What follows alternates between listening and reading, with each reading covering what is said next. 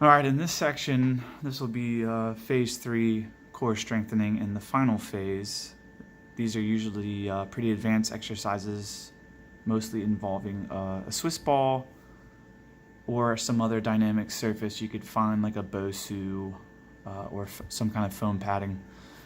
So the first exercise that we'll show you is a single leg bridge on a Swiss ball. On this, you'll kind of lift one leg up in the air with one leg remaining on the Swiss ball. Hands could be at your side on the table. And similar to with the two legs, same thing, you're going to tighten the leg that's on the ball, tighten the glutes, and then lift up towards the ceiling, holding for 5 seconds, and then relaxing down. Usually we have people kind of do 10 on each side. And again, holding longer with these will challenge you more. So start with 5 seconds or so and then kind of work your way up. And then you'll do the other side as well. And then the ball coming further away from you obviously challenges you a little bit more. Closer in is a little easier. So kind of gauge where you're at. I would start in closer and then work your way out. The next exercise in this series will be planks on the Swiss ball.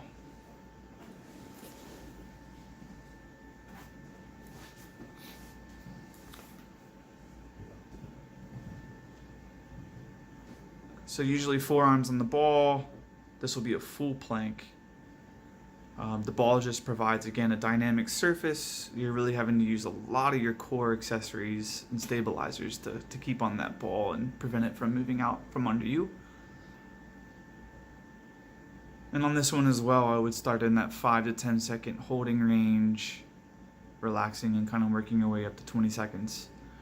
When this gets easier, you can perform what we call cauldrons, and these are usually circles, clockwise and counterclockwise. So you could try 5 or 10 circles clockwise and then 5 or 10 circles counterclockwise. Just providing another dynamic to the exercise. So that's planks on ball. Next exercise, what would be called crunches on ball. And this I would probably put on a hard surface. I wouldn't be up on a table. So I'll have Becca move to the floor here. And on this exercise, you'll kind of start sitting on the ball and then kind of roll your way down as Becca did. And then again, as we showed you with the crunches in phase 1, on the mat, you can have your hands across your chest or behind your head, whichever you prefer here.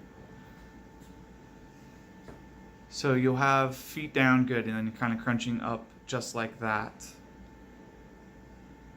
The ball providing, again, a dynamic surface that you're trying to prevent not to move. So again, using those accessory core muscles along with your abdominals. To progress this even further, you can add in a diagonal pattern,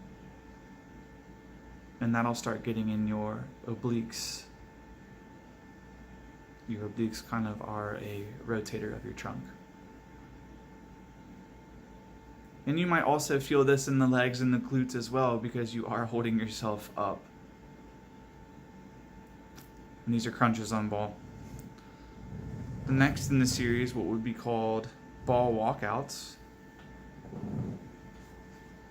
Again, I would do these on a hard surface that's non-slippery. So you'll start with stomach on the ball, and then you'll kind of walk out, holding a plank position. Again, 5 or 10 seconds. And then kind of slowly walk back into the starting position. And walking back to the starting position is where you're going to feel like it's going to want to tail off to one side. So it's really key to keep that core, tightened while you're working your way back. So then we'll go into this position and we'll show you the next one, which is what we call pikes. And on this one, I'm sure if you ever watched the Olympics in diving, kind of doing like a pike. So she'll bring her, buttocks up towards the ceiling, keeping the knees straight, and you're kind of working on those lower abdominal muscles, bringing your feet towards your chest and kind of rolling up the ball. I would do this one when starting out, maybe a set of 5 to 10, then take a good break in between just to let those muscles recover. So we call these pikes on ball. And that'll be the last in this series in what we call phase 3. And for any of these phases, really, the Swiss ball is a really key component into some of these exercises. Just gives another dynamic.